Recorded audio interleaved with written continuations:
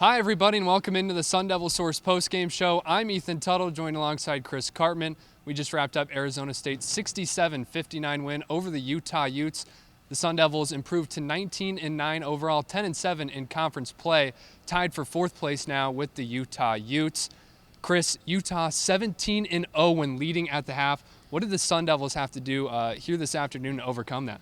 Well, they shot the ball extremely well and had great offense really in the second half, almost 55% from the floor.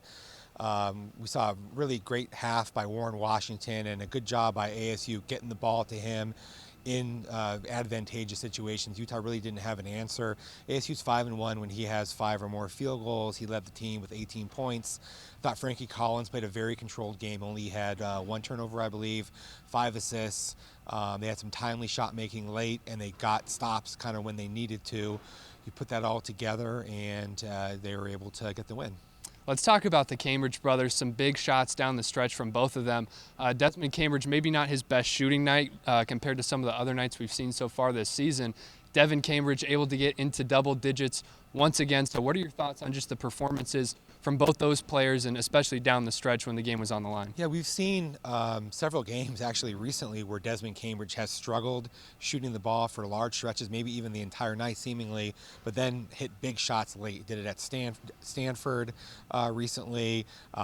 Just he has this sort of a moxie in him, or an ability to forget about everything that's already happened on the night, and then he hit 2 big shots. I thought Bobby Hurley did a good job of scheming for some shots at the end of the half, beginning of the first half, and then late in the game, including the Devin Cambridge corner 3. That was a really big, probably the dagger 3 that ASU made. And really, he's when he scores double figures, ASU is 13-0 on the season. So that is a very obvious sort of barometer.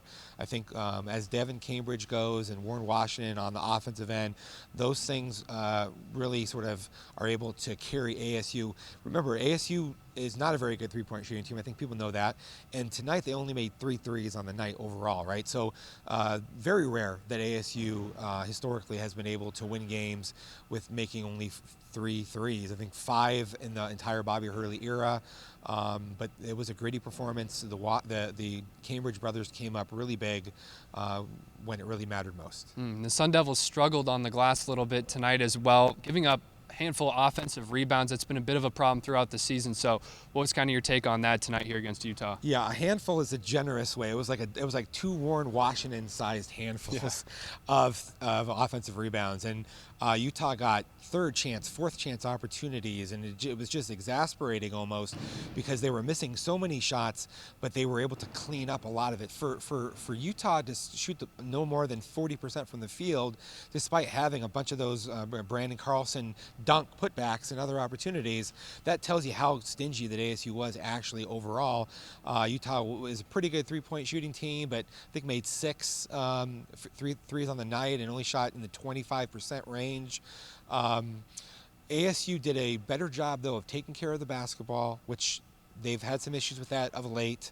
They did a very good job defensively, and really it's the limiting second chance opportunities and then not being overly reliant on threes. Those are really some key things that we're going to be watching with ASU. A number of Sun Devils walked out to meet Bobby Hurley at half court before the game unfolded. Chris, some of these guys still have some eligibility left. So what's that kind of look like as we approach the end of this season and moving forward for some of those players? Yeah, look, senior day, quote unquote, doesn't really mean what it used to mean. The pre-COVID versus post-COVID. Now you just have so much eligibility that guys have stored up. Sometimes they're 6-year players.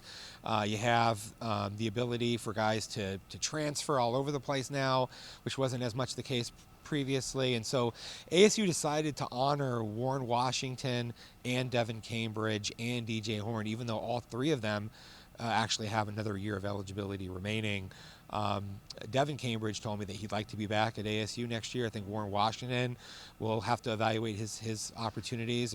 Remember, the NIL situation now allows for players to be able to monetize themselves, and you have guys that are moving around as a result of that to where that they can make some money, either whether that's in college or at the professional ranks. And then DJ Horn, I think we'll have to see what happens with him. He's not had as potent a season as was kind of expected for the preseason second team all-conference player. But it was like half or more of ASU's rotation that was honored tonight, but 3 of them do have the ability to return. Well, Chris, it hasn't been an easy stretch for the Sun Devils leading up to this game, but it's not going to get any easier now as they're going to go on the road and face 3 of the toughest opponents they can face. What are they going to have to do to kind of close out this stretch of games and just continue to keep this momentum rolling? Look, they're hovering in the low 60s, 70th in the net ranking. That's not good.